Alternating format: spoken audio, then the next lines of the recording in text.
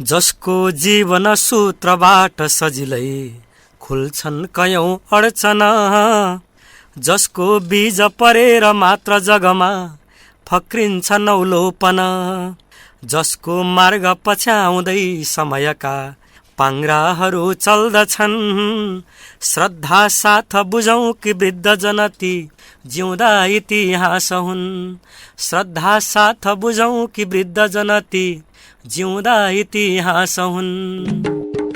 यो हो कार्यक्रम बुढ्यौली साहित्य।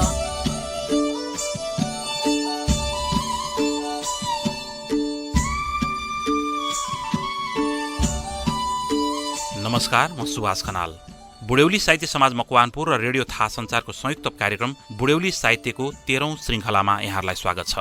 बुढ्यौली साहित्य कार्यक्रम पाक्षिक रूपमा आइतबार बेलुकी 8:45 बजे रेडियो थाहा सञ्चार 99.6 मेगाहर्ज हेटौँडा र 99.4 मेगाहर्ज काठमाडौँबाट एकसाथ प्रसारण हुने गर्दछ।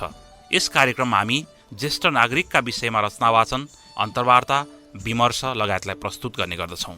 आजको कार्यक्रमको प्रस्तुतिमा रहनेछ साहित्यकार जो भीमविराग सङ्गीत साहित्य कला प्रतिष्ठानका अध्यक्ष हुनुहुन्छ, साथै मातृभूमि साहित्य समाजका संस्थापक अध्यक्ष हुनुहुन्छ हयग्रीव आचार्य। उहाँसँग भएको वार्तालाई हामी प्रस्तुत गर्नेछौँ। त्यसै गरी निष्प्रभ सजीको कविता आफ्नै आवाजमा प्रस्तुत गर्नेछौँ। साहित्यकार रामशरण नेउपानेसँगको वार्ता र उहाँको एउटा कविता प्रस्तुत गर्नेछौँ। यसका साथै रोशनी चौलागाईको एउटा कविता प्रस्तुत गर्नेछौँ र अन्तिममा रहनेछ निरा शर्माको कविता वाचन सबिना कार्कीको आवाजमा, र यो कविता सङ्गीतका साथ रहनेछ। सङ्गीत हरिलम्सालले गर्नुभएको छ। यतिखेर प्रस्तुत छ साहित्यकार हयग्रीव आचार्यसँग भएको वार्ता। भीमविराग सङ्गीत साहित्य कला प्रतिष्ठानका अध्यक्ष तथा मातृभूमि साहित्य समाजका संस्थापक अध्यक्ष हयग्रीव आचार्य, जो लेखनमा नेपाली साहित्यमा लामो समयदेखि क्रियाशील हुनुहुन्छ, उहाँसँग कुराकानी गर्दैछौँ। विशेष गरी वृद्ध वृद्धा केन्द्रित साहित्यसँग सम्बन्धित रहेर यहाँलाई स्वागत छ कार्यक्रममा। धन्यवाद सुभाषजी। मकवानपुरमा बुढ्यौली साहित्य संस्था, एउटा बुढ्यौली साहित्य समाज नामको साहित्यिक संस्था स्थापना भएको छ र यसले विशेषतः वृद्ध वृद्धाहरूलाई उहाँहरूसँग सम्बन्धित रचनाहरूलाई अगाडि बढाउने सोचका साथ सो संस्था स्थापना भएको छ। नेपाली साहित्यमा हेर्दै गर्दाखेरि बाल साहित्य, प्रौढ साहित्यका कुराहरू त सुनिन्छ, तर वृद्ध वृद्धा केन्द्रित साहित्य सिर्जना भएको उति सुनिन्न। यहाँले यो खालको अभ्यास भएको कतिको महसुस गर्नुभएको छ? अब विशेषतः प्रौढ साहित्य सबभन्दा बढी लेखिएको पाइन्छ जहाँ पनि, नेपाल, भारत या अन्य देशमा पनि। हजुर। त्यसपछि दोस्रो नम्बरमा बाल साहित्य लेखिएको पाइन्छ। तर वृद्ध साहित्य अथवा वृद्ध वृद्धाहरूलाई चाहिने खुराक अथवा उनीहरूलाई त्यो पढेर उनीहरूले लिने आनन्द अथवा ज्ञान अथवा विश्लेषण गर्ने अथवा जीवनलाई नयाँ परिभाषा दिने अथवा यो राम्रो हो भनेर उनीहरूलाई एक किसिमले आनन्दित बनाउने त्यस्ता रचनाहरू त्यति पहिला देखिएन। नेपाली साहित्यमा त्यति पढ्न लेख्न त्यति पाएको थिएन। तर अहिले पछिल्लोचोटि जुन यो बुढ्यौली साहित्य भनेर विशेष गरेर आरसी रिजालज्यूको विशेष मकवानपुरमा चाहिँ पहलमा केन्द्रमा पनि मैले सुनेको छु चट्याङ मास्टरहरू लगायत थुप्रै एजिङ लिटरेचरलाई हैन बढावा दिने अब यो मकवानपुरमा चाहिँ यो जुन अब हाम्रो आरसी रिजाल एउटा राम्रो स्रष्टा पनि हो, साहित्य सेवी पनि हो र उहाँ विभिन्न सङ्घ संस्थाको स्थापना गर्दै विभिन्न ऐतिहासिक काम गर्दै आइरहनु भएको छ। त्यस पछिल्लो सन्दर्भमा उहाँले यो जुन अभियान चलाउनु भयो र त्यसमा हामीलाई पनि समावेश गराउनु भएको छ। उहाँले हामी पनि समावेश भएको छौँ। यो एउटा राम्रो पक्ष हो, सकारात्मक पक्ष हो, यो खुसीको कुरा। हजुर, आजको समाजमा वृद्ध वृद्धाको जुन अवस्था छ, अलिकति उमेर पाक्दै गएपछि समाजबाट तिरस्कृत हुने अथवा उहाँहरू डिप्रेसनमा फस्ने खालका कुराहरू जुन देखिराखेको छ, त्यस्तो परिस्थितिमा यस्तो खालको साहित्यको आवश्यकता यहाँले कस्तो महसुस गर्नुहुन्छ? अब त्यसका लागि चाहिँ सबभन्दा पहिला ती वृद्धहरूलाई संरक्षण गर्ने उमेरका छोरा वा छोरी, विशेष गरेर छोरा हाम्रो समाजमा हैन, उनीहरूलाई पनि वृद्ध वृद्धालाई हेला गर्नु हुँदैन। यिनीहरूको विशिष्ट योगदान छ। वृद्ध वृद्धा भएकै कारणले अथवा मातापिता भएकै कारणले हामी आज यो अवस्थामा आइपुगेका छौँ। हामीले जे जति सम्पत्ति कमायौँ, नाम कमायौँ, इज्जत कमायौँ, वैभव बढायौँ, त्यो सबै हाम्रा बाआमाका योगदान हुन् भन्ने त्यस्ता खालका साहित्यको सिर्जना भयो भने र ती लेभलका ती उमेरका मान्छेले पढे भने सायद वृद्धहरूले उमेरमा दुःख पाउँदैनन् कि भन्ने मलाई लाग्छ होइन। त्यतातिर चाहिँ बढी फोकस गर्नुपर्छ र त्यो फोकस भनेको चाहिँ वृद्धका लागि लेखिएको साहित्यभित्रै त्यसलाई राख्नुपर्छ। त्यसो गर्दा त्यही किताब अथवा उपन्यास त्यही कविता वा कथा पढेर मुक्तक पढेर छोरो पनि वाह कस्तो राम्रो लेखायो भन्योस् छोराले पनि, जसले बाबुआमालाई हेला गरेका छ अथवा छैन दुइटै पर्छन्, अथवा बाबुआमाले अपहेलित भएर बाँचेका वा छोराबुहारीले राम्रैसँग छोराछोरीले सम्मानपूर्वक बचाइरहेकाहरूले पनि वाह कति राम्रो लेखिएको भनेर खुसी मानेर पढुन्। त्यस्ता रचनाको चाहिँ अहिले बढी आवश्यकता मैले देखेको छु। हजुर, राज्यको तौरमा पनि राज्यले केही सामाजिक सुरक्षणका कुराहरू त गरेको छ, तर वृद्धलाई जुन खालको मनोवैज्ञानिक रूपमा उत्प्रेरणा जगाउने खालको काम चाहिँ राज्यको तौरबाट त्यति भएको देखिँदैन। धेरै बरु धार्मिक संस्थाहरूसँग सम्बद्ध भएर वृद्धहरू इन्गेज भइराखेको अवस्थाहरू देखिन्छ। उहाँहरू केही न केही उत्प्रेरित भइराख्नु भएको, जीवनको एउटा सकारात्मक दिशातर्फ गइराख्नु भएको देखिन्छ।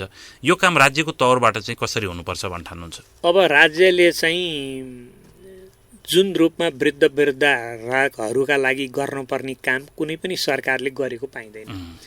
मात्र वृद्ध भत्ता दिएर उनीहरू पन्छिरहेका छन् होइन।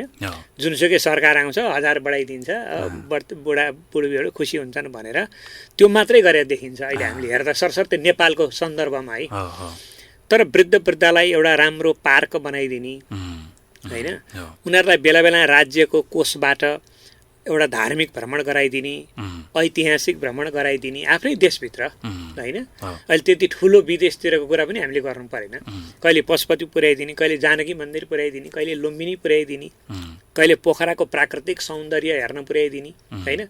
जति सक्यो त्यसो गर्न सक्यो, अथवा त्यो चाहिँ स्थानीय पालिकाहरूले पनि गर्न सक्छ होइन, राज्यको सहयोग लिएर यस्ता काम गरिदिँदाखेरि चाहिँ साह्रै उपयुक्त हुन्छ। तर अहिले रमाइलो कुरो के भने यस्ता कामहरू चाहिँ सहकारीहरूले फाटाफुट्टा गर्न थाले देखिन्छ। मैले यसो केही सहकारीहरूले वृद्धहरूलाई चाहिँ म देवघाट लैजाने कहाँ लैजाने गरेर देख्छु। त्यो चाहिँ वास्तवमा सरकारले गर्नुपर्ने काम उनीहरूले गरिरहेछन्। यहाँले अलिकति उल्लेख पनि गर्नुभयो वृद्ध भत्ता लगायतका कुराहरू त दिएको छ, तर त्यो वृद्ध भत्ता पनि उहाँहरूकै लागि नभएर फेरि छोराछोरीले उपयोग गरिदिने होइन, अथवा राज्यले चाहिँ एक ढङ्गले उहाँहरूलाई सुरक्षण गर्ने भन्ने नाममा पैसा मात्रै लगानी गर्ने कुरा पनि कति जायज हो भन्ने कुराहरू पनि उठ्छन्। यहाँले कस्तो अनुभूति गर्नु? अब यस्तो रहेछ, जस्तो अहिले एउटा कार्ड बनेको छ, मेरो आमा पनि 80 वर्ष हुनुभयो होइन। हजुर, त्यो वृद्ध बिमा भन्ने कार्ड बनेको रहेछ। त्यो कार्ड चाहिँ अब वृद्ध भत्ता खाइरहेकाहरूको लागि हो त्यो, र त्यसको रिनो गर्न नपर्ने, त्यो चाहिँ सुविधा पाउने भनेको छ। त्यो पनि अलिकति राम्रो पक्ष मलाई लागेको छ, यो पछिल्लोचोटि आएको हो होइन।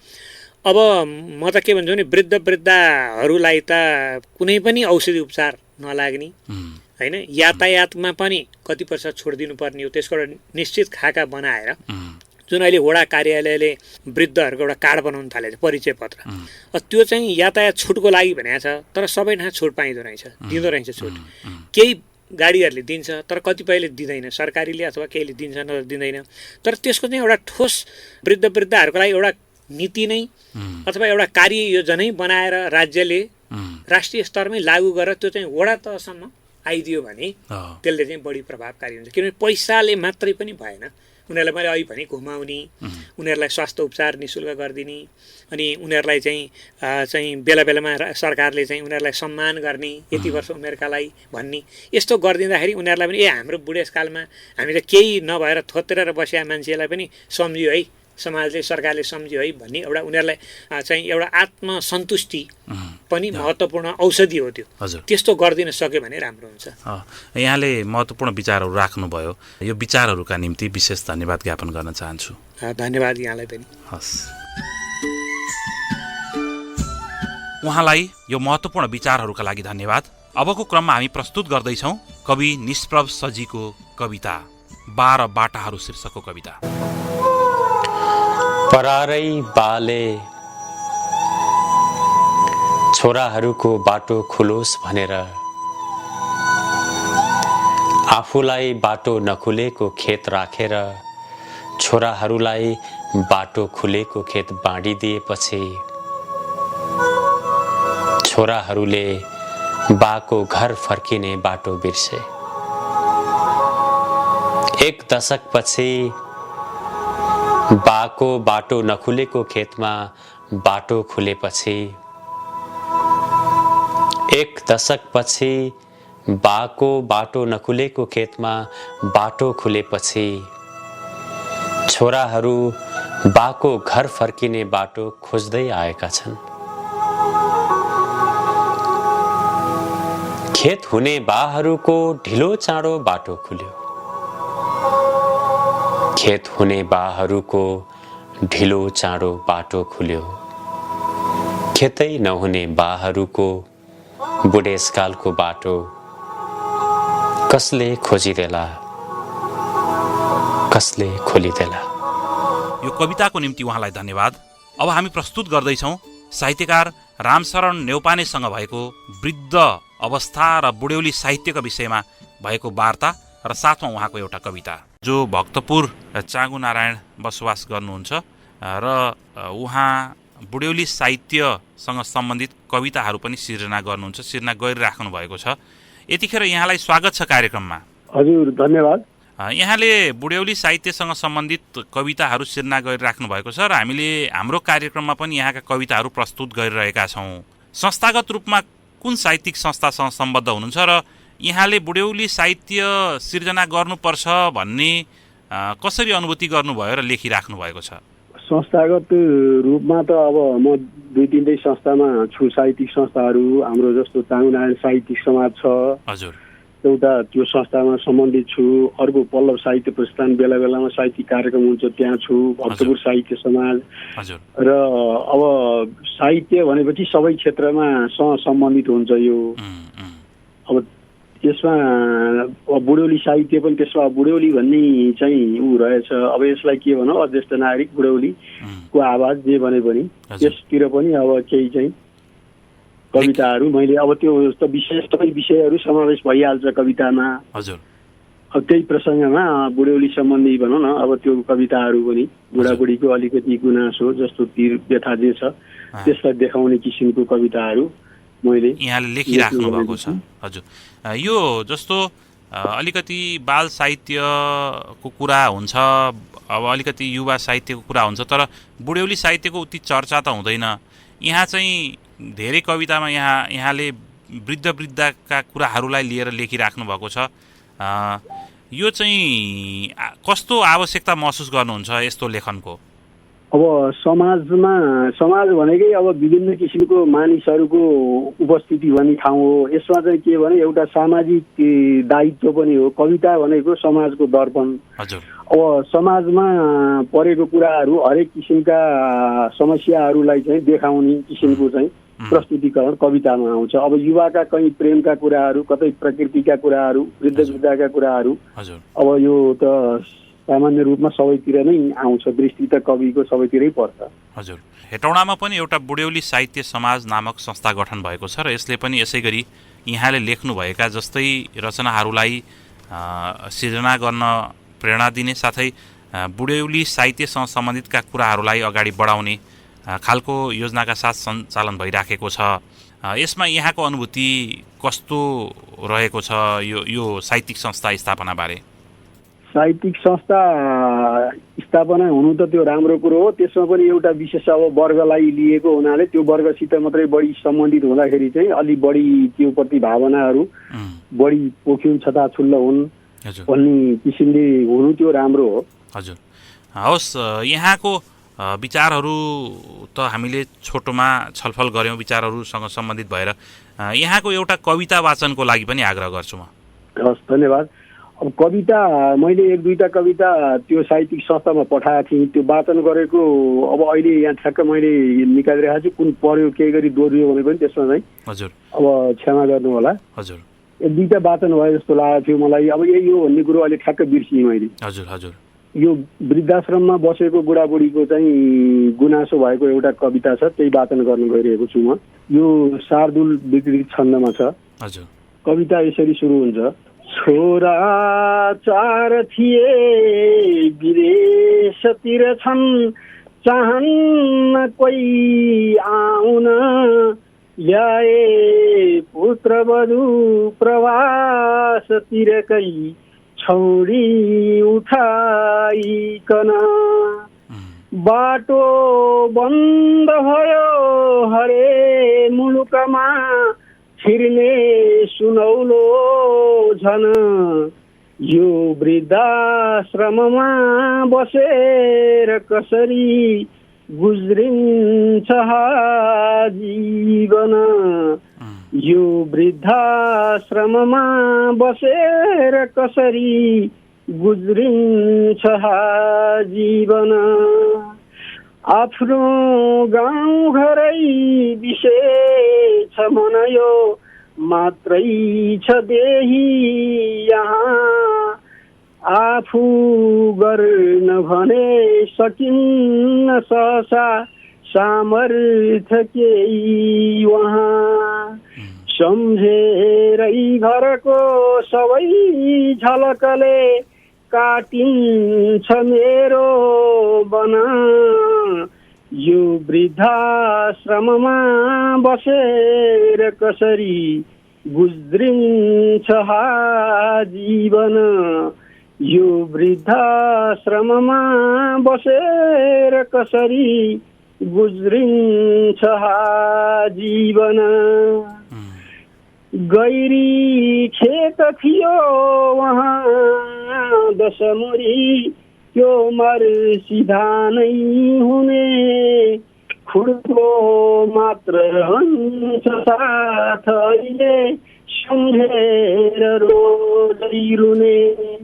हारेको म इन्द्र तुल्य छु यहाँ सम्पूर्ण इन्द्रासन यो वृद्धाश्रममा बसेर कसरी गुज्रिन्छ जीवन यो वृद्धाश्रममा बसेर कसरी गुज्रिन्छ जीवन निन्द्रा छैन निशा दिशे नजरमा आएर इन्द्रावती घामै लाग्छ दिवा विषेन तनमा छाएर ऊर्जा रती खानामा न त हो रुचि उधरले मार्यो रमाइकन यो वृद्धाश्रममा बसेर कसरी गुज्रिन्छ जीवन यो वृद्धाश्रममा बसेर कसरी गुज्रिन्छ जीवन चौतारी घरको समीप बहुतै आनन्द दिन्थ्यो वहाँ हाँगाभित्र त अनेक सुरिला सङ्गीत भर्थे जहाँ भेटिन्थे दिनमै सयौँ सर्दै साथी र सङ्गीजन यो वृद्धाश्रममा बसेर कसरी गुज्रिन्छ जीवन यो वृद्धाश्रममा बसेर कसरी गुज्रिन्छ जीवन खाइन्थ्यो घरकै मिठो मसिनो पारेर चोको अति बारीकै फलफुल साग सब्जी खोजेर चाहे जति गाई गोठ विशेष थियो र पर्को धारा बहन्थ्यो छन यो वृद्धाश्रममा गुज्रिन्छ जीवन यो वृद्धाश्रममा बसेर कसरी गुज्रिन्छ जीवन आफू मात्र कहाँ यसै कहरमा साथै छ अर्घाइदिने यस्तो नर्क विषय रहन्न म भनी गर्थे सधैँ फन्किने पक्षी त्यो पिंजडा परे नै छोडेर प्यारो बन यो वृद्धाश्रममा बसेर कसरी गुज्रिन्छ जीवन यो वृद्धाश्रममा बसेर कसरी गुज्रिन्छ जीवन सेवा जो जति नै गरे पनि यहाँ आएर प्यारा जन आफ्नै सन्ततिको समान सुखले रम्दैन मेरो मन ब्यासो लाग्छ सधैँ विशेष घर नै सम्झेर वृन्दावन म्यास्रो लाग्छ सधैँ विशेष घर नै सम्झेर वृन्दावन यो वृद्धाश्रममा बसेर कसरी गुज्रिन्छ जीवन यो वृद्धाश्रममा बसेर कसरी गुज्रिन्छ जीवन। हवस्, धन्यवाद यहाँको धारणाहरू र कविताका निम्ति हार्दिक धन्यवाद ज्ञापन गर्न चाहन्छौँ। धन्यवाद। कार्यक्रममा बोलाउनु भएकोमा म पनि धन्यवाद दिन चाहन्छु। यो महत्त्वपूर्ण विचार र कविताका निम्ति साहित्यकार रामशरण नेउपानेलाई धन्यवाद। अबको क्रममा हामी प्रस्तुत गर्दैछौँ रोशनी चौलागाईको बा शीर्षकको कविता। सबेरै मिरमिर उज्यालोमा जाडो होस् वा गर्मी, तिमी कर्तव्यनिष्ठ हुँदा तिम्रो रहर अनि बाध्यता दुवैलाई बुझेको छु बुवा। स्कुलमा साथीका बुवा सुकिला लुगा लगाएर लिन जाँदा तिमी भने कपडामा अनि हातभरि मसी बोकेर जाँदा किन यस्तो लगाएर आएको होला भन्ने प्रश्न म हुँदै पनि तिम्रा बाध्यतालाई राम्ररी मनन गरेकी छु बुवा। अरूले खटाएर दिएको मासिक तलबमा तिमीले पूरा गरेका मेरा इच्छालाई म कसरी भुल्न सक्छु र। आज घुम्न जाऊँ न बुवा भन्दा काम छ भन्ने उत्तर कहिल्यै सुन्न नपरोस् लाग्थ्यो। तिमीले त्यस्तो भन्दा कति काम हुँदो भने पनि तिम्रो त्यागलाई बुझेकी छु बुवा। मेरा साना साना खुसीमा म त के खुसी हुन्छु र। म भन्दा धेरै तिमी उत्साहित हुँदा तिम्रो खुसी म बयान गर्न सक्दिन बुवा। मेरो जीवनमा तिम्रो महत्त्वको बयान गर्ने हो भने नि महाकाव्य अनि खण्डकाव्य पनि पर्याप्त हुँदैन। सागर अनि महासागरको पानी सुक्दा पनि अत्तो पत्तो हुँदैन नि बुवा। हाम्रै निम्ति तिमीले बगाएका हरेक पसिनाको थोपाको एक एक मूल्य बुझेको छु। तिमीलाई आजसम्म पनि माया गर्छु भनेकी छैन, तर त्यसको मतलब माया नगर्ने त होइन नि, जताउन पो आउँदैन त बुवा। मेरो जीवनको भार बिसाउने भरपर्दो चौतारी हौ तिमी। अझै याद छ मलाई तिमीसँगै मन्दिर जाँदा त फोटो खिच्न मात्र आएको जस्तो छ त, ईश्वरको दर्शन गर्नु पर्दैन भन्दा म मौन हुन्थे किनकि साक्षात् ईश्वरसँग मन्दिर जाँदा किन दर्शन गर्नु पर्यो र भन्ने जवाफ म भित्र कहीँ कतै लुकेको हुन्थ्यो, जुन म कहिले देखाउन उचित ठान्दिन थिए। आजसम्म प्रमाण नभएको त्यो ढुङ्गाको मूर्तिलाई पुज्नु भन्दा त सदैव मेरो दायाँ बायाँ हुने मेरो ईश्वरलाई पुज्दा नै मलाई खुसी मिल्थ्यो। म सानो छँदा म सपना देख्ने गर्थेँ। हो बुवा, म सानो छँदा म सपना देख्ने गर्थेँ, तिमी पुरा गरिदिन्थ्यौ। अब तिमी सपना देख्ने गर, म पुरा गर्नेछु। प्रिय बुवा। धन्यवाद उहाँलाई यो कविता प्रस्तुतिका निम्ति। हामी कार्यक्रमको अन्तिमतिर आइपुगिसकेका छौँ। कार्यक्रमबाट बिदा लिने बेला भएको छ। अन्तिममा निरा शर्माको कविता सबिना कार्कीको आवाजमा वाचन छ, साथमा सङ्गीत पनि रहेको छ। सङ्गीत गर्नुभएको छ हरिलम सालले। यो कवितालाई छोड्दै आजको कार्यक्रमबाट म नियमित प्रस्तुता सुभाष खनाल, साथमा प्रविधिमा सहयोग गरिराख्नुभएका दर्शन छेत्री सबैलाई बिदा दिनुहोस्। सुन्दै बस्नुहोला रेडियो थाहा सञ्चार आगामी 15 दिनमा कार्तिक 14 गते फेरि आउनेछौँ। अहिले नमस्ते, शुभरात्रि। मैले धेरै पढेँ आमाका वेदनाका कथाहरू, तर कहिले पढिन बाका अनुहारमा सल्बलाएका दुःखका वक्र रेखाहरू। धेरै पटक कविहरूले आमाकै तारिफमा कविता कोरे, आमाकै गीत सङ्गीत भरे। आमालाई धरती भन्नेहरूले बालाई कहिले आकाश भनेनन्। र त बा सधैँ ओझेल परे, बा सधैँ ओझेल परे। हाम्रो अँधेरो मेटाउन मैन झै जलिरहे,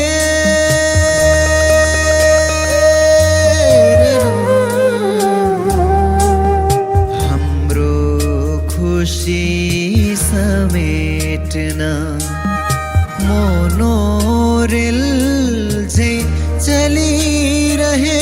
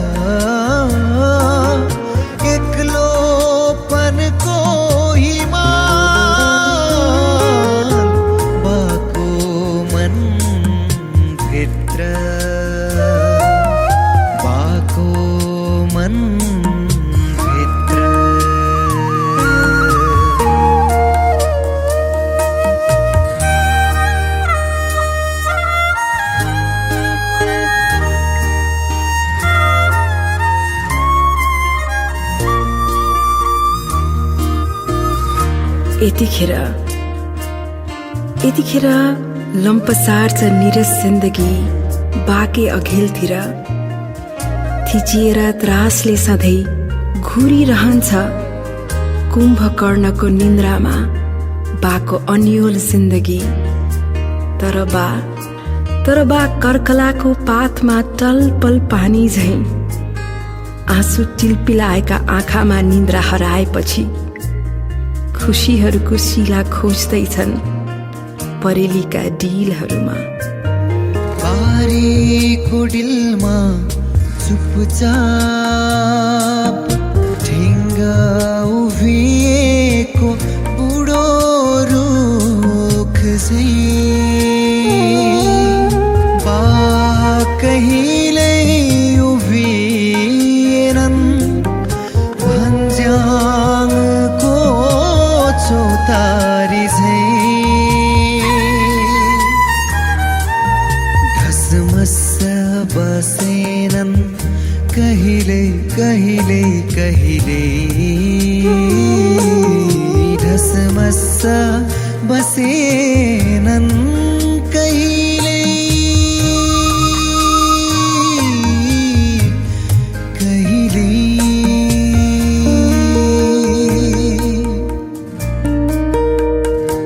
बोल्दा बोल्दै भासिन्छ बाको स्वर, बोली बन्द हुन्छ एकाएक। थाहा पाउँछु म गला अवरुद्ध भएको, र पनि दबाएर सबै पीडा मुस्कुराएको अभिनय गर्छन्।